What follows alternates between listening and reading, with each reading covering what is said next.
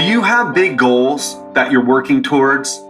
But as you're trying to achieve these goals, you start getting negative emotions, maybe some negative self-talk, and it ends up making the journey harder. And you know, if you could just manage these negative thoughts and emotions, that the path to achieving your goals would be a lot smoother, would happen a lot faster. In fact, you've probably even been thrown off your goals completely by negative emotions. For example, with weight loss, with fat loss. One of the most common things that my clients experience is that as they start to get results, they're happy. But as soon as the weight loss plateaus for a couple of days, they start getting nuts. Why is it not working? I'm doing everything right. This isn't working for me. I should just give up. Does that sound familiar? Well, that's what we're going to be diving into today. How to stay focused, how to manage these emotions so that you can achieve what's important to you. What is up, my friend? My name is Ted Ryce, coach to entrepreneurs, CEOs, and other high-performing professionals. And welcome back to the Legendary Life Podcast. What we do on the Legendary Life Podcast is we break down science-based information on how to lose fat, prevent disease, and live a longer, healthier, legendary life. But on Fridays, we take a different approach. We talk about the deeper struggles that we all face when trying to achieve a goal like getting into great shape. Because what I've found in my experience is that people don't need the meal plan, they don't need the workout. Those things are important, but even if you give someone all the right tools, they end up being sabotaged by their negative thoughts and emotions. So today we're going to talk about how to manage them. So if that's what you're interested in, you are in the right place. So I've kind of gone over it already, why this is important, but just to dive a little bit deeper, if you don't learn how to manage your negative emotions, they get in the way of everything that you want to do. And it doesn't matter if you're trying to get into great shape, trying to progress in your career, trying to grow your business, trying to create the healthiest family possible. Negative emotions will sabotage all that. Also, to achieve great things in our life. Again, however you define greatness, however you define success, whatever that is to you, doesn't matter, because every human being needs the energy and focus to accomplish those things. But what happens is if we're struggling with chronic negativity, negative feelings, we end up not being able to achieve those things. We end up getting stuck. We end up spending too much time on activities, maybe arguing on social media, maybe watching the 24-hour news cycle that's not telling you anything that you didn't already know, but you keep watching it and it keeps bringing up negative emotions for you and ends up sabotaging you. So I have a personal story with negative emotions as well.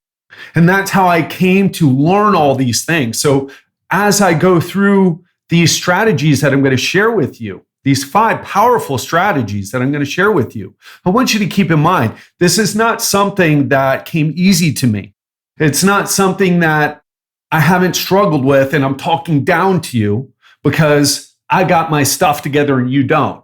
No, I've struggled a lot with this. I still struggle with negative emotions at times. And I want to tell you this, negative emotions, where do they come from? Well, we know from research on twins, on personality research on monozygotic twins, in other words, identical twins, that there's a certain percentage of our personality that seems to be innate, seems to be genetic. Even these twins that were separated at birth and grew up in very different environments still have some of the same personality traits. So there's certain part of it that we come with already. And in psychological research on personality, we know there's 5 different areas of personality. And one of them is neuroticism. And some of us are going to have higher levels of neuroticism. That's just how we're wired. And I feel like, although I've taken this test, I feel like I have that. Now, some of us also may have had some trauma in our past, maybe in our childhood, maybe later on. That can kind of put a spin or shift the perspective that you have, make you a little more sensitive. And we're going to talk about this too. And for me to get to where I am now, where I'm living really the life of my dreams in many respects, of course, I don't have my family here. I would like to have them here to share the successes that I've had, not just financially, but the successes. I'm happy with what I'm doing in my life. I'm grateful for where I am. I've traveled so much. I've created great relationships with so many people, seen so many things that have changed me for the better. But to get to this point, I've had to learn how to manage these negative emotions. And it was a struggle. And for most of my adult life, I was thrown off by my negative emotions. And part of me wants to say, well, I'd be a lot further along had I known the things that I know now. But the truth is, part of it is going through this journey of working on the obstacles that come up for us. Another thing I want to share is that I've worked with a lot of clients throughout my 22 years in health and fitness. I spent over 20 years as a personal trainer. And in spite of showing up and training clients 2, 3, 4, 5 times a week sometimes, I would see these very successful people, these very high net worth people, guys with Ferrari collections, or their attorneys who only take $20 million cases and up and get paid a percentage of that, or guys who are running the family business and they have generational wealth. I see them struggle with negative emotions. And I eventually left personal training and got into what I do now, which is more coaching. So I don't count your reps anymore. I'll still teach people how to do exercises, but I expect people to be more empowered, more independent. But I'm here always to support. And one of the reasons I made that shift is because I didn't want to just help people with their workouts. I saw people struggling psychologically, and I knew that was the gold, not just for my business, but for the person. And so now what I do is this in my coaching. People come to me because they're struggling to get in shape. They're struggling to lose fat usually. And it's usually because they don't understand what they need to be doing. So I give people the perfect program. And when I say the perfect program, I don't mean the perfect cookie cutter program that I've written that I apply to everybody. No, I listen to what their struggles are. I listen to what they like to do, what they don't like to do, and I create the perfect nutrition and fitness program for that person. Not for anyone else, but for that person. Imagine with all the workouts and nutrition plans that you've done, imagine someone coming in, sitting there, taking notes, listening to you attentively, and then coming up in collaboration with you, the perfect program for you. And people get so excited about it. They're like, I can do this. It's easy to do this, until they're about a month into it, 6 weeks into it. And what happens? Well, life happens. The program's perfect, but the person is not. None of us are, right? We end up having these negative emotions that come up for us. Some people more than others, but for every single person I've ever worked with in this new coaching format that I do now, this virtual coaching format, people always struggle. And I'm not going to say that I love that they struggle, but I love being able to help them through these struggles, because this is where the gold is. And I want to suggest this is where the gold is for you as well. So let's get into it. What are the tools to overcome these negative emotions? Well, the first thing I want to talk about is self-awareness. Now, if you immediately hear that and roll your eyes, then this is for you. Then you need to pay extra attention. We need self-awareness if we want to change a behavior, if we want to get leverage on ourselves. So most people's experience of life goes like this. There's a triggering event, and then there's a consequence, there's an emotion. Maybe you see someone post something about politics or social justice, or if you're like me, something that you know isn't true about nutrition, like carbs make you fat, carbs are the cause of obesity, and you get triggered by it. There is the activating event, and then we experience an emotion. In this case, we're talking about the negative emotions. But what a lot of us don't realize is that in between that activating event and that emotion, there are thoughts/beliefs that come up. And you may say, well, no, it doesn't feel like a thought at all. It's a feeling. But if we stop and think about it, if we stop and analyze it, it is a thought. It's just an automatic thought. If you see something about politics that irritates you, you have to ask yourself, well, what is this actually triggering in me? What is the thought here? What is the belief here? I'll give you an example from my life. When I see someone posting something that is untrue, so I read something recently on social media, carbs cause obesity, end of story. And I'm thinking to myself, I get a little triggered, and I'm thinking to myself, this is wrong. This person shouldn't be saying this. There is too much information out there already, too much misinformation already. Too many people think that cutting out carbs is the key to weight loss when it's not. Otherwise, keto people and carnivore people wouldn't struggle with losing fat so much, which if you pay attention to some of the groups that I've paid attention to, people will say, oh, I switched from keto to carnivore and actually gained some of the weight back. They don't understand. They're not eating any carbs, right? They're eating less carbs on carnivore, but still they gain fat. And for me, it's like, it's these thoughts, beliefs. The belief is this person shouldn't be talking because they don't know what they're talking about. This person is creating more confusion and people don't deserve to be more confused. This person is either ignorant or doing this on purpose for marketing, and that is wrong. So those are the thoughts, beliefs that come up for me when I see some of that. And then I started to switch. Then I started to say, you know what? This person sharing this information is actually good for my business.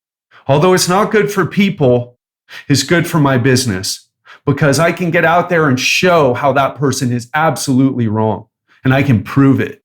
See how my belief started to switch? And when I started to shift over to things like that, when I started to see the opportunity, I was able to not get so triggered anymore. In fact, when I see people say something like that, I'll use it as inspiration to say something to the people who follow me online to help them get clear on what they need to be doing, on what the truth is, what the reality is, what the best scientific evidence says.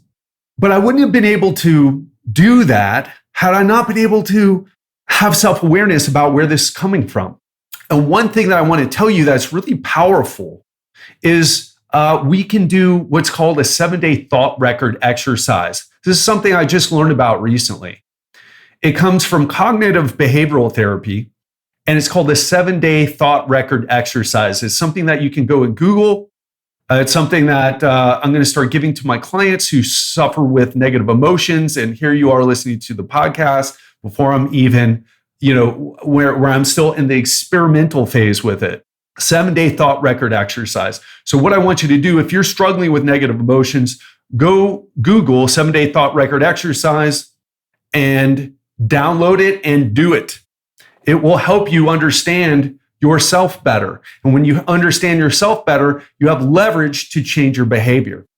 So the second thing that can help you with these negative emotions is calming skills and practices. Now, in America, what do? We do drugs. By the way, alcohol is a drug. We eat when we're feeling bad. We go shopping. We binge watch shows. We watch porn. At least the guys do. And what does this do? Now, it's arguable, right?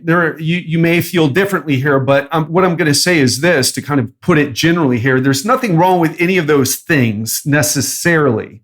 Is it so terrible if you smoke a little bit of weed or have a glass of wine or, eat something that's delicious and it's not because you're hungry? Is it bad if you go shopping and buy one more shirt than you really need?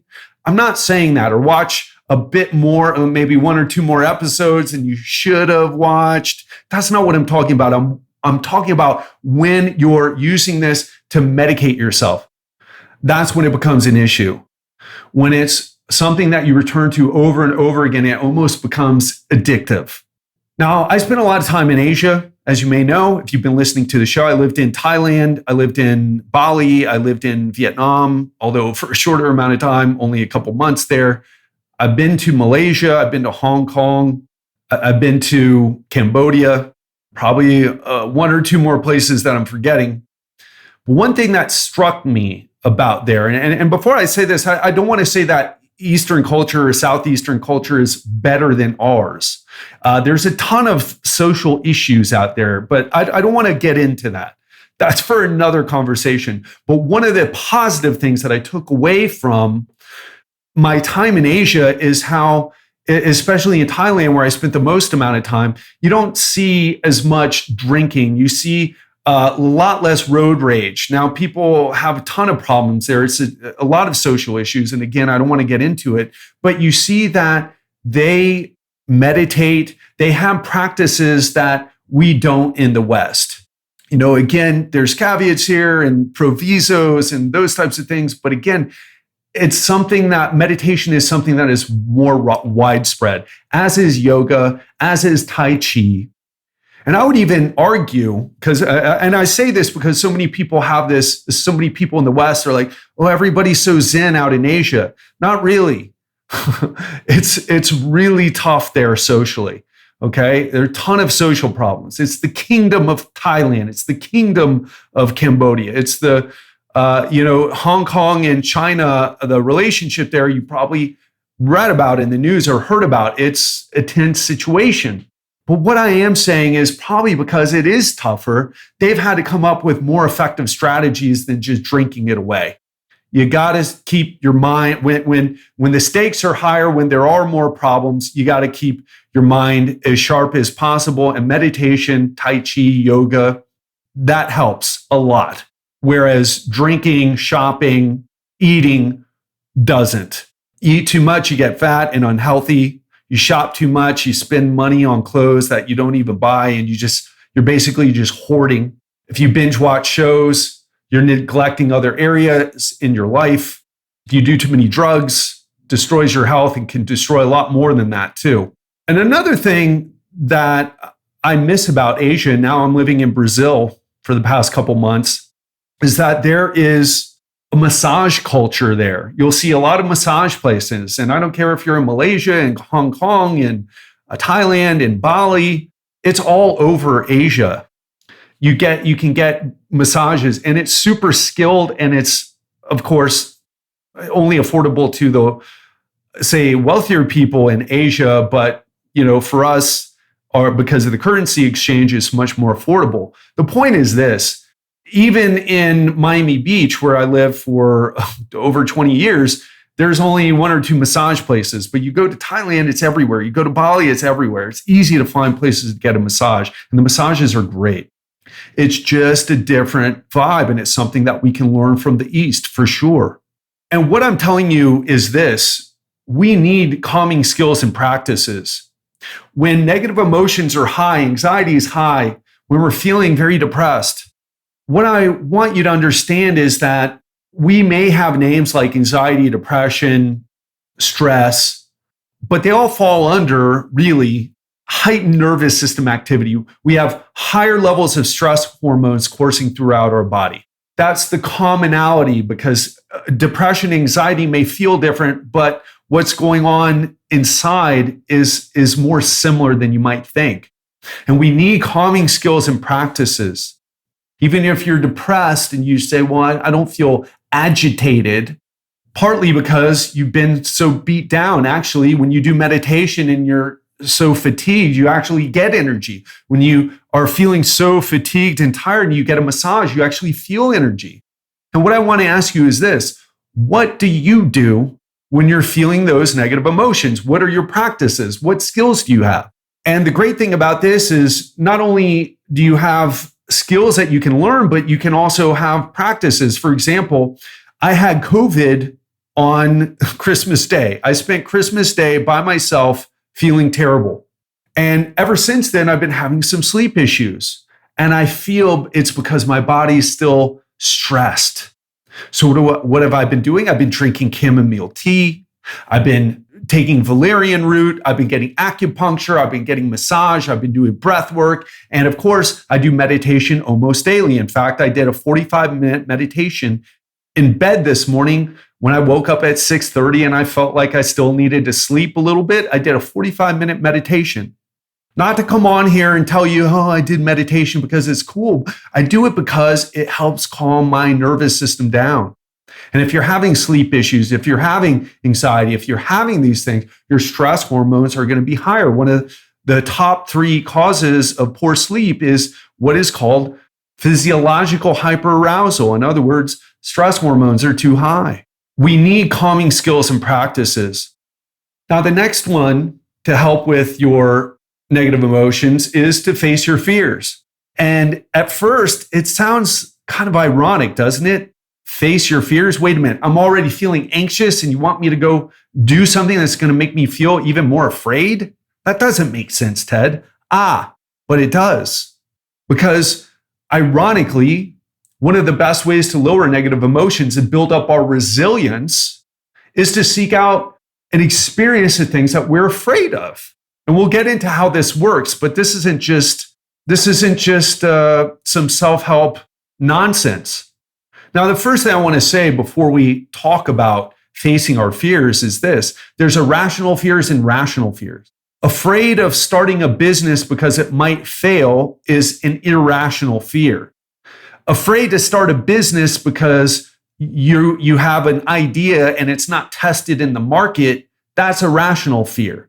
Having a fear about public speaking, getting up in front of your employees or standing up in front of your in the boardroom and speaking because you might say something wrong, you might look foolish, that's an irrational fear. Being in a dictatorship and speaking up against, say, gay rights in a place where you get hung for something like that, that's a rational fear. And my point is this, we're not really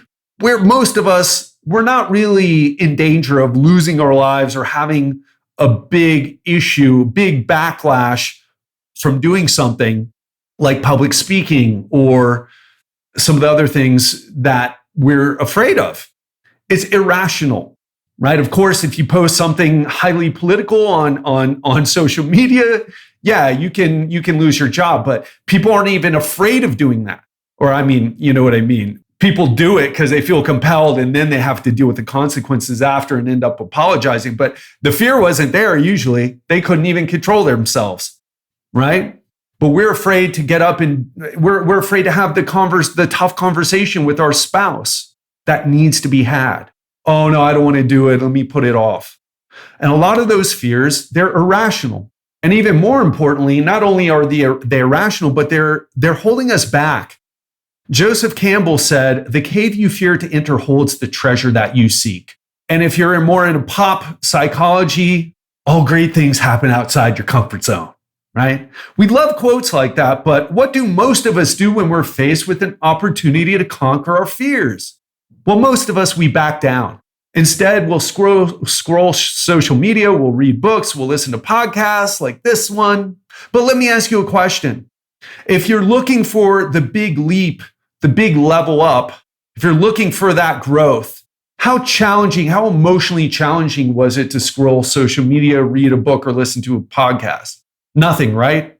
And that's exactly why so many people are stuck. Instead of having the tough conversation with their spouse, they'll read a book about having conversations. Not bad, but eventually you got to act on it.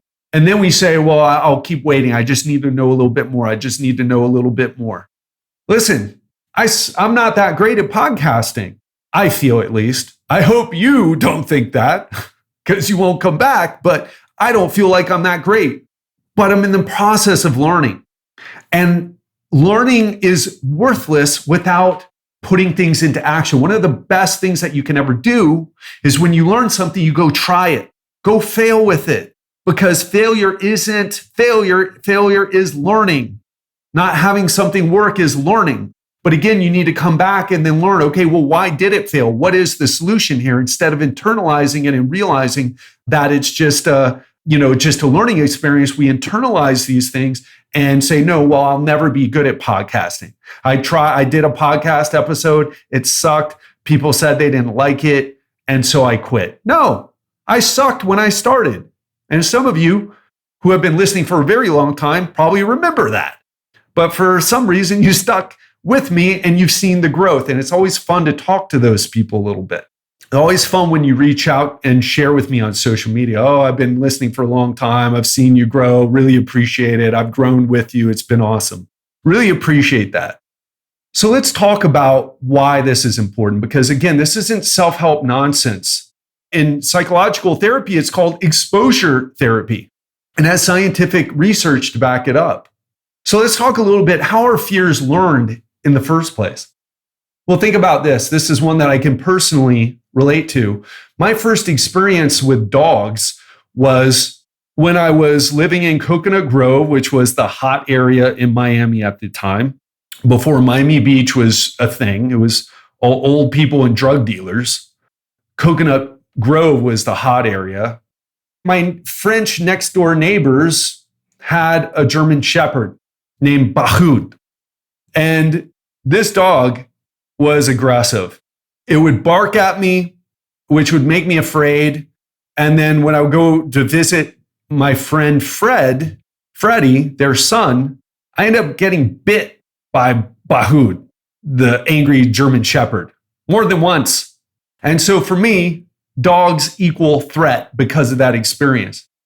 To break that belief, that automatic thought, because for a while it's like, oh, stay away from dogs.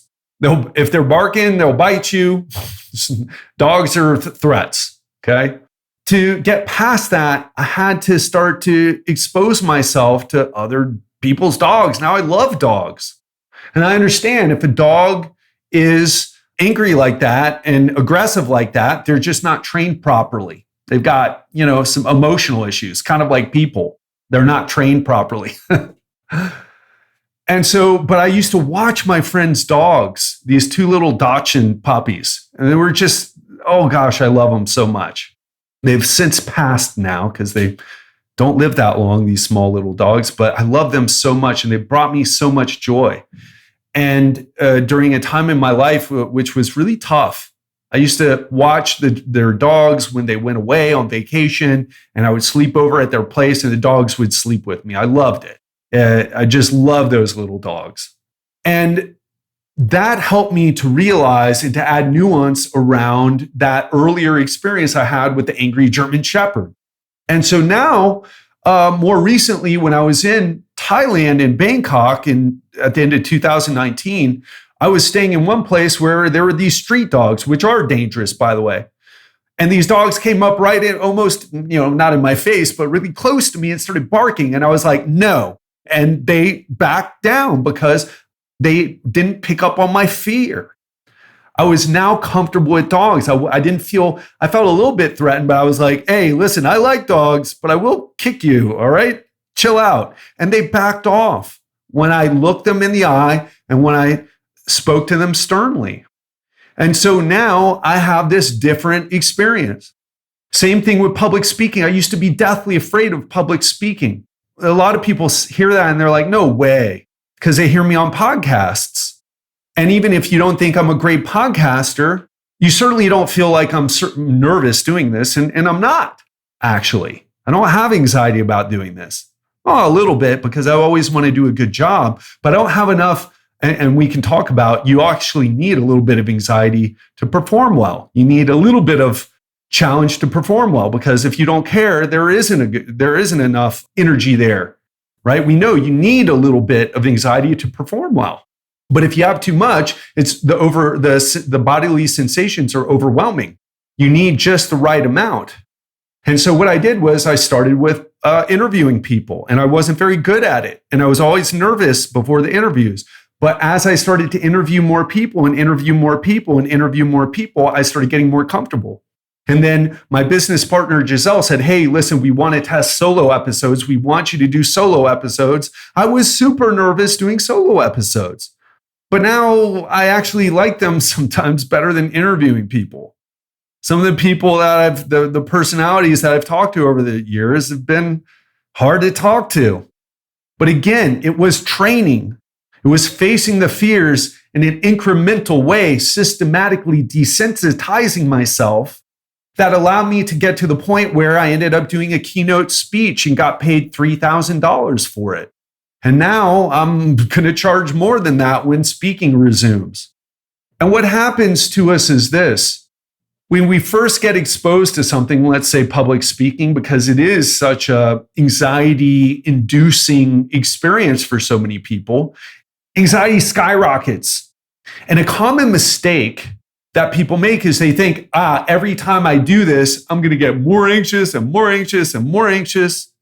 But in reality, exposing yourself to the feared situation or object, right, or dog, can result in a lessening. You get habituated to the experience and a reduction in fear. I remember when I was scuba diving for the first time in Mexico, I was a little freaked out, but I started to get habituated to it. Now I really enjoy diving a lot and ended up getting my advanced certification. I even did cavern diving, which again, freaks you out when you first start doing it. But again, you get habituated to it and you experience a reduction in fear. So let's talk about the next thing here, which is that we want to also focus on our physical health. Why is this important for negative emotions? Well, you probably already know, but allow me to add some context. The German philosopher Friedrich Nietzsche said, when we are tired, we are attacked by ideas we conquered long ago. And in biological terms, poor physical health can make us more vulnerable to stress and negative emotions.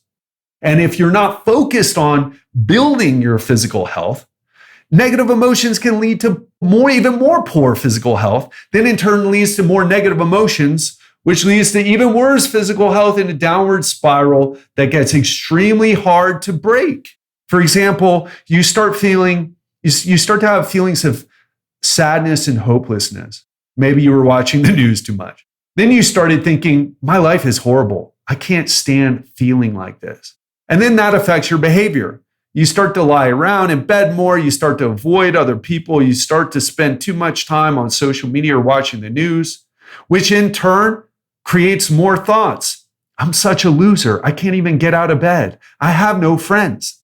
You're not a loser and you can get out of bed, but you've been laying in bed and you've been avoiding people.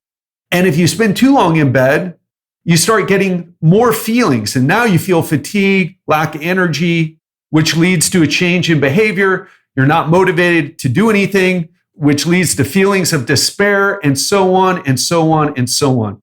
Can you relate to that? I know I can. And this has to do with how our physical health affects our brains. More specifically, how it affects our fight and flight response. In fact, did you know that antidepressants like Prozac and Celexa, I don't even know the names of them anymore, they don't actually work by increasing neurotransmitters like we thought about in the past, because that happens right away. The way scientists think that these things work is they increase something called BDNF, brain-derived neurotrophic factor. And this leads to an improvement in mood to the point where these drugs are actually labeled antidepressants. And again, that fits so well into our Western culture where, instead of drinking, snorting Coke and smoking meth and having a little bit of weed, I'll do the responsible adult thing and take an antidepressant, right? And eat. But you know what else increases BDNF? Exercise. In fact, exercise outperforms all current antidepressant medication. Another thing that affects your mood is sleep. If you're sleeping well, you feel a lot better. But if you're not sleeping well, poor sleep causes something called central sensitization. Have you ever had a bad night of sleep and you woke up and you were a little bit more irritable, you had a little bit more trouble with concentration, and it was a bit hard to remember things, and you had this sense of anxiety that was a bit more than usual?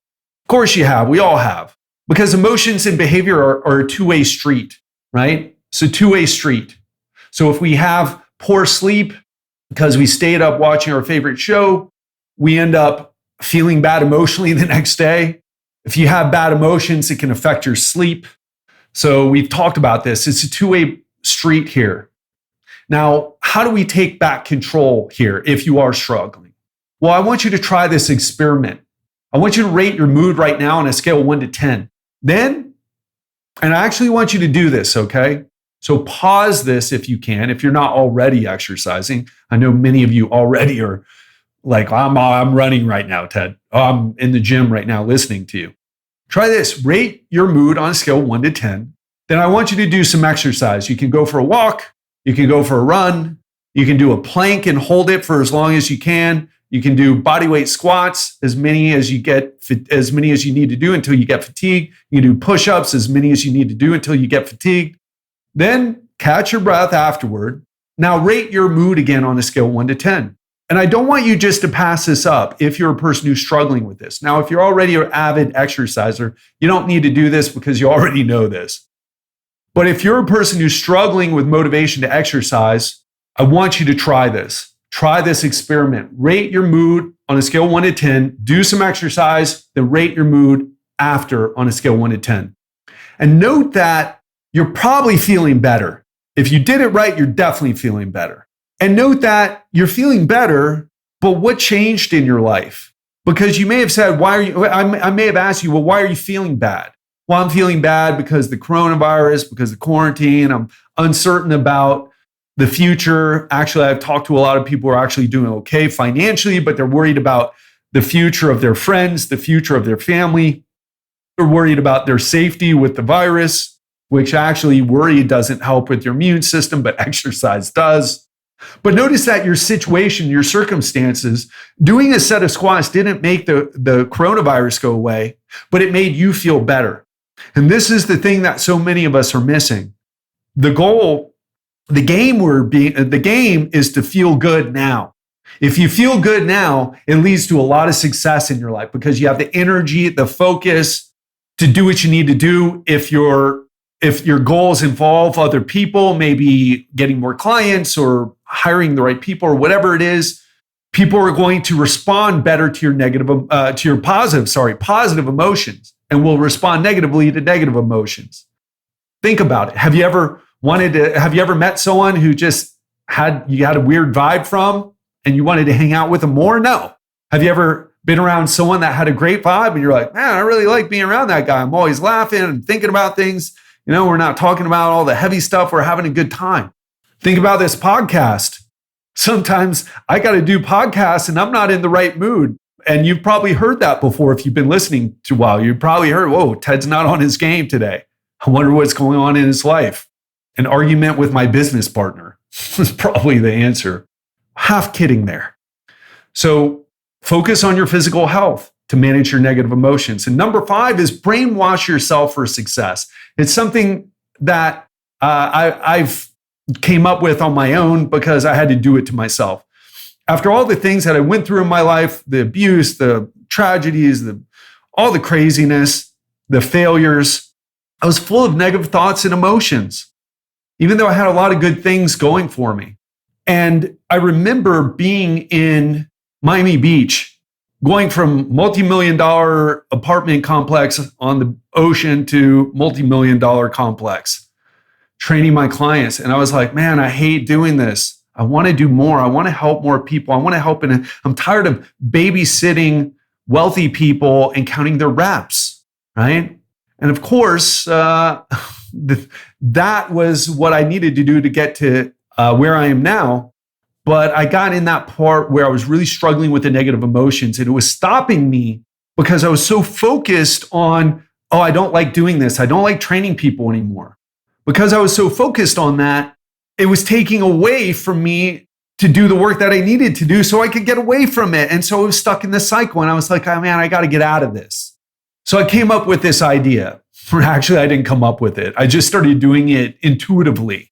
And I remember I was listening to Stephen Pressfield's The War of Art, which if you've ever heard it, so many people say it's one of the most powerful self-help books they've ever read, because it's Stephen basically saying, sit down and do the work. Stop ignoring the work. Forget about your resistance to doing the work. There's always going to be resistance if you want to go up to a higher level. There's never going to be there's never resistance to sitting on your butt, eating ice cream and watching Netflix. But there's a lot of resistance to eating healthy on a regular basis and getting up to exercise. Understand the resistance is always going to be there.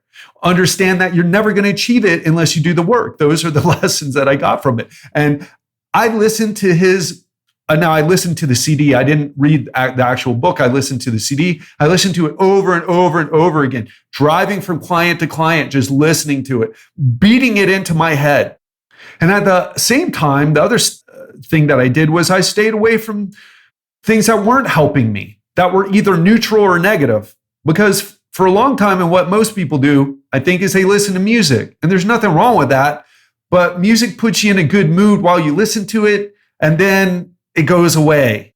Music doesn't usually lead to growth, but it makes you feel good. So it's more of a neutral / slightly good, but in terms of leading to growth, it's neutral. It doesn't take away from growth, although you could make an argument for, if you spend a lot of time listening to music rather than learning the things that you need to learn or training yourself, can take away from growth. But let's just say it's more neutral.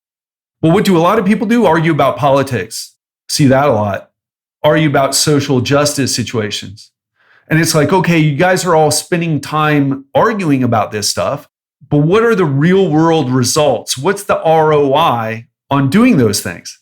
And for most of us, it's nothing, or it's negative. We just feel angered because we got into a conversation with someone so stupid. And then that other person is thinking the same thing about you, right? So I'm lucky I kind of got this handled before the social media thing went crazy, but I was struggling with a lot of negative emotions. And I came up with this idea: you got to brainwash yourself for success. You got to seek and consume information that inspires and motivates you. And you got to reduce the info that wastes your time or triggers negative emotions. And I'm not saying never to engage in a little political banter or to political debate if that is your thing. But if you spend so much time on it, it's taking away from other things. And if you walk away feeling very negative about it, it's not helping you. It's draining your energy. So I'll share some of my favorite books, by the way. So I've mentioned War of Art, Stephen Pressfield. If you're struggling to get into motion, it's a great one. Dare to Lead by Brené Brown, another favorite of mine. Leaders Eat Last by Simon Sinek. Oh, what a great one. Just a great book. Of course, some people who I've recommended that to disagree with me. But what I love about the book is he talks about how human beings are wired. And if you're a leader, you need to inspire comfort. You need to inspire safety. It's a safe place. And if you inspire fear in them, then they don't do very well, okay? The Wedge by Scott Carney. Scott wrote an amazing book called What Doesn't Kill Us. He wrote a follow-up to that called The Wedge. Excellent book. Stealing Fire by Stephen Kotler, another fantastic book. And Getting Unstuck by Tibetan Buddhist monk Pema Chodron. She is amazing, one of my favorite people to listen to when I need something a bit deeper than just, the tactics and the tricks. Pema gets down to the root. Of course, it's a Tibetan Buddhist perspective, which not everybody may resonate with at first, but even if you're not into Buddhism, which I'm not a Buddhist, by the way, but I really appreciate the teachings from it. Buddha is like the original Tony Robbins, right? So again, those are some of my favorites in case you need recommendations, but find your own inspirations. But the point is this: spend more of your time focused on the things that inspire you and less of your time on the things that waste your time or trigger negative emotions. And my bonus tip for you today is don't just listen to this and move on to the next podcast. So many of us, we consume so much, we know so much, but we do so little. So what's something right now that you can do? What is something that you can take action on? Did you try the rate your mood before and after exercise? If not, go do that. And the thing that I'll leave you with is negative emotions hate a moving target. If you're staying in motion, if you're staying active, if you're staying engaged in things, if you're focusing on your physical health, you're not going to have the struggles with negative emotions that you're having now. It will improve, and every single person can improve this. All right, so that's what I want to leave you with. If you'd love to give me your feedback on the podcast, if you got something that's on your mind and you'd love to share it with me, go to legendarylifepodcast.com/survey, fill out that survey and let us know. We're in the midst of improving the podcast and we want to hear from you. So if you got something to say, go to legendarylifepodcast.com/survey and let us know. And the next thing is, let's continue the conversation on Twitter.